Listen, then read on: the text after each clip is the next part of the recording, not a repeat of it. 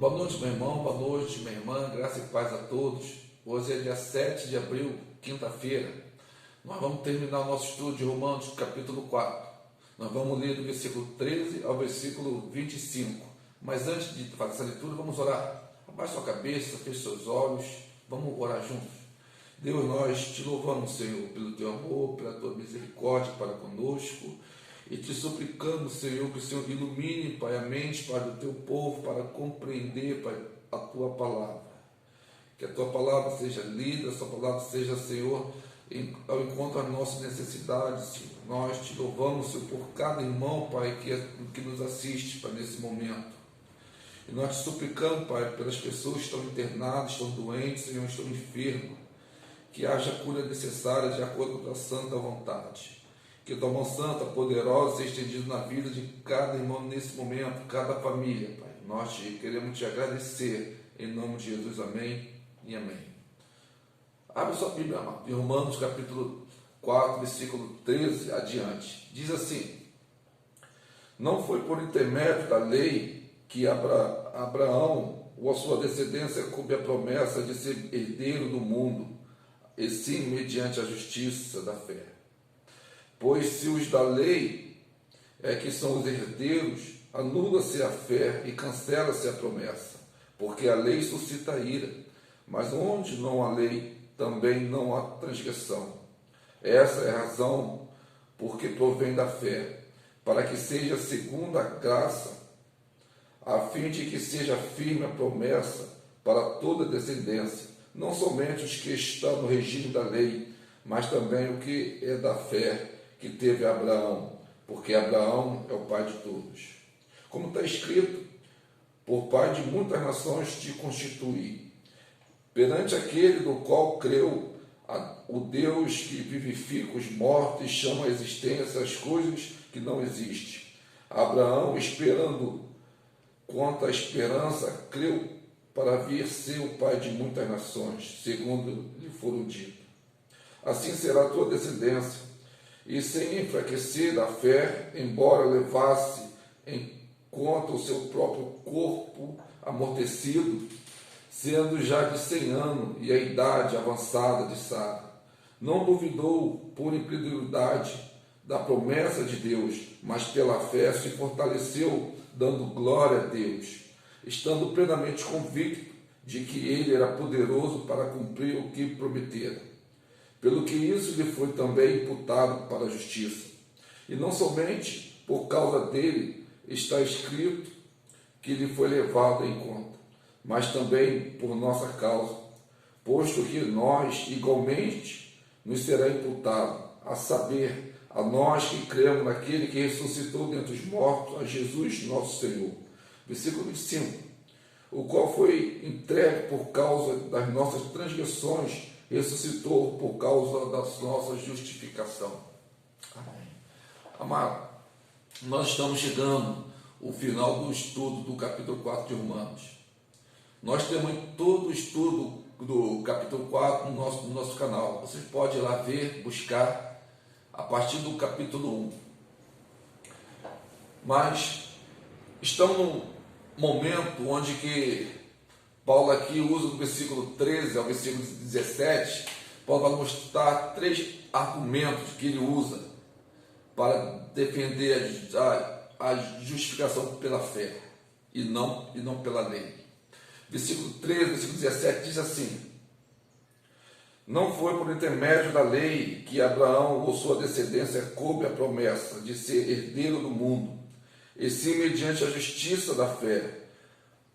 Pois se os da lei que são herdeiros, anula-se a fé e cancela-se a promessa, porque a lei suscita a ira, mas onde não há lei, também não há transgressão. Essa é a razão porque provém da fé, para que seja segundo a graça, a fim de que sejam firme a promessa para toda a descendência, não somente os que estão no regime da lei, mas também os que estão da fé que teve Abraão, porque Abraão é pai de todos. Como está escrito, por pai de muitas nações te constituí, perante aquele do qual creu, o Deus que vivifica os mortos e chama a existências as coisas que não existem. Até aqui, amado, nesses versículos 13 a 17, Paulo ele vai falar sobre que Abraão foi justificado pela fé e não pela lei. Então, nesses 3 versículos, 13 e 17, Paulo ele fala três argumentos. Paulo vai defender a justificação pela fé. Então, Paulo vai mostrar o argumento dele, que é baseado na história. O argumento de Paulo é baseado na linguagem e o argumento de Paulo é baseado na teologia. Então, no versículo 13, vai mostrar o argumento de Paulo sobre a justificação pela fé e não pela lei. Que é um argumento pela história. Está no versículo 13. Leia comigo, no versículo 13. Diz assim: não foi por intermédio da lei que Abraão ou a sua descendência coube a promessa de ser herdeiro do mundo, e sim mediante a justiça de fé. Então, Paulo vai dizer que a lei foi dada há 430 anos, que Abraão foi justificado pela fé.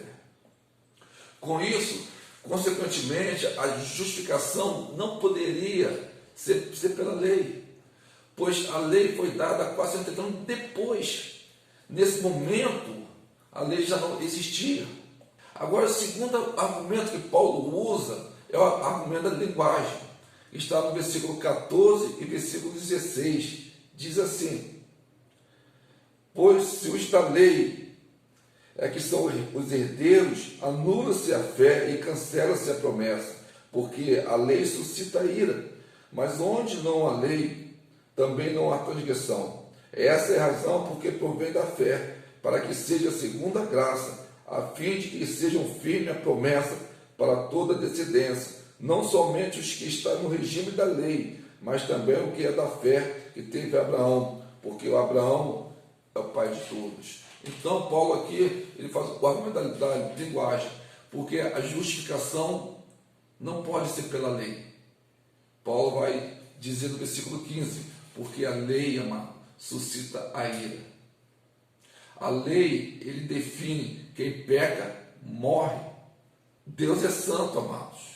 A santidade dele é ultrajado pelo meu pecado, pelo seu pecado. Por isso que Paulo me chama de filho da ira. Mas agora Deus nos trata como filho da promessa. Pela lei, amado, nós somos condenados no tribunal de Deus. Quando você crê em Cristo, você entende que alguém justo e santo morreu em nosso lugar. Você entende que o perdão de Deus não é barato. Custou a vida do seu próprio filho por nós. A alma que pecar, essa morrerá. Deus não nos terá o culpado. O que Deus faz? Envia seu filho à terra como substituto e leva a cruz. Entenda, quem levou Jesus à cruz não foi Judas, não foi Pilatos, foi Deus por amor, e não poupou seu próprio filho. Quando Jesus morre naquela cruz, Deus está satisfazendo a justiça dele. Deus está dizendo a nós: estou punindo o seu pecado do meu filho. Agora vou depositar toda a justiça na sua conta. E você agora está justificado.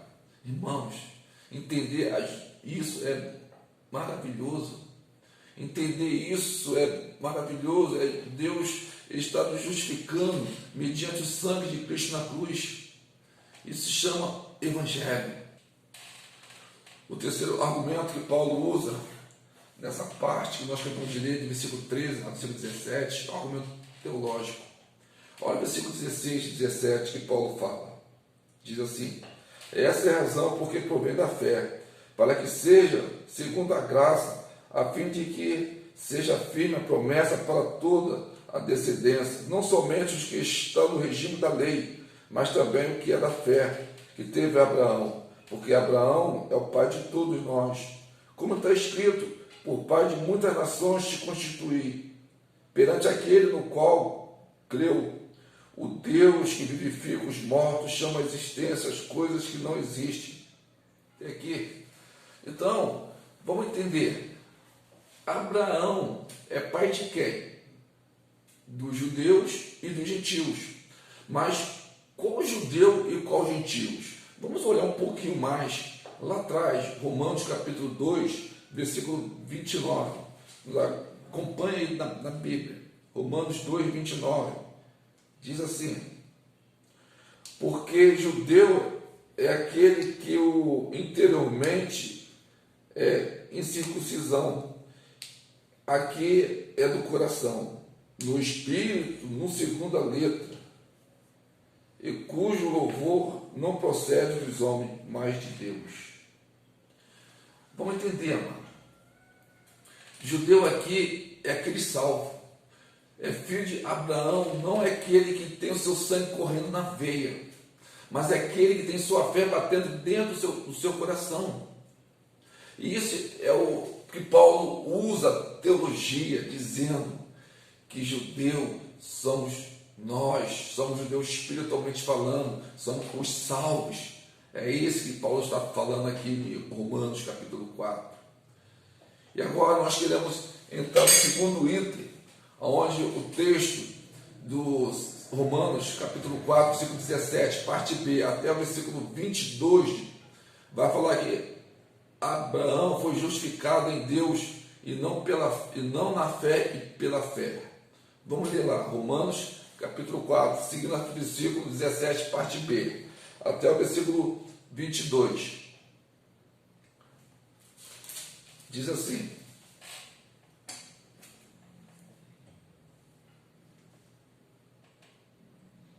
por pai de muitas nações te constituí, perante aquele no qual creu, o Deus que vivifica os mortos e chama à existência as coisas que não existem. Abraão, esperando quanto à esperança, creu para vir ser pai de muitas nações, segundo lhe foram dito: assim será a tua descendência, e se enfraquecer na fé, embora levasse em conta o seu corpo amortecido, sendo já de 100 anos, e a idade avançada de Sara. Não duvidou por incredulidade da promessa de Deus, mas pela fé se fortaleceu, dando glória a Deus, segundo plenamente convicto de que ele era poderoso para cumprir o que prometera, pelo que isso lhe foi também imputado por justiça. Nesse texto que acabamos de ler, do versículo 17a até o versículo 22, Paulo vai dizer aqui que Abraão foi justificado em Deus e não na fé e pela fé. Quando Deus fez a promessa a Abraão, ele tinha 99 anos. Quando Isaac nasceu, ele já tinha 100 anos. E Sara era estéril. Mas veja, Abraão creu. Temos que ter essa fé. Alguns têm a fé lógica, por aquilo que o homem pode fazer, por aquilo que a ciência pode fazer, por aquilo que eu posso fazer, ou por aquilo que o dinheiro pode fazer. Abraão aqui, amado, ele demonstra a sua fé na pessoa de Deus. O cristianismo é crer no Deus do impossível. O cristianismo é crer no Deus Todo-Poderoso, conforme Gênesis 22 e Hebreus 11. O que estava na mente de Abraão quando levou Isaac para sacrificar? Podemos imaginar? Mas na luz de Hebreus 11, nos mostra. Abraão tinha essa fé. E essa fé levava a ele crer que Deus iria ressuscitar. Isso é fé, amado. Porque Deus fez uma promessa a ele. Abraão tinha convicção de que mesmo Abraão sacrificando seu próprio filho Isaac, Deus ia ressuscitar ele, ressuscitar Isaac. Porque Isaac era a promessa, era filho da promessa. Conforme relato lá em Hebreus capítulo 11. Nós vamos ler esse Hebreus capítulo 11 para podermos ter mais compreensão desse texto.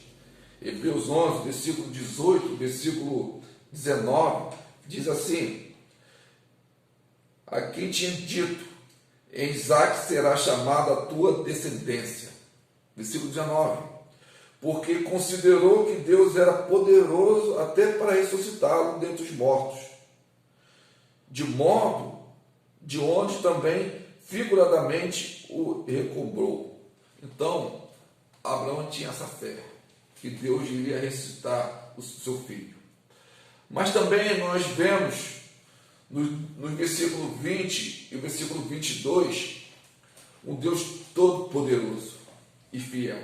Olha o que diz aqui no versículo 20 e no versículo 22, final do capítulo 4. Diz assim: não duvidou por incredulidade da promessa de Deus, mas pela fé se fortaleceu, dando glória a Deus, estando plenamente convicto de que Ele era poderoso para cumprir o que prometera. Pelo que isso lhe foi também imputado pela justiça. Então aqui nós vemos nesse versículo 20 a 22, um Deus poderoso e um Deus fiel. No versículo 21 vai dizer que estava plenamente convicto, isto é, não deixe nenhuma brecha de dúvida. Deus é poderoso, Deus é fiel. O apóstolo Paulo demonstra isso no versículo 21, que Deus é poderoso e Deus é fiel. No versículo 23, versículo 24 também vai nos mostrar que Abraão foi justificado pela fé e não isoladamente, mas como exemplo para todos que creem. Olha o que fala o versículo 23 e versículo 24. Diz assim: e não somente por causa dele está escrito que ele foi levado em nossa conta, levado em conta, mas também por nossa causa, pois que a nós igualmente nos será imputado, a saber, a nós que cremos naquele que ressuscitou dentre os mortos, a Jesus Cristo, nosso Senhor. Vamos ler o versículo 25 também. O qual foi entregue por causa das nossas transgressões e ressuscitou por causa da nossa justificação.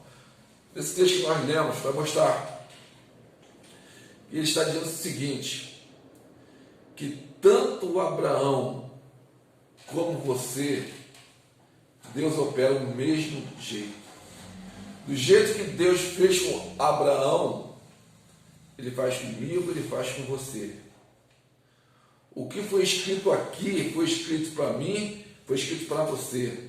O que foi escrito aqui, a promessa de Deus é para nós, o povo de Deus. Baseado no Romanos capítulo 4, esse estudo do capítulo 4, apropria-se da promessa de Deus. Que Deus te abençoe. Que o Senhor te abençoe e te guarde, faça resplandecer sobre vós o seu rosto e te dê a paz. Deus abençoe a todos. Amém.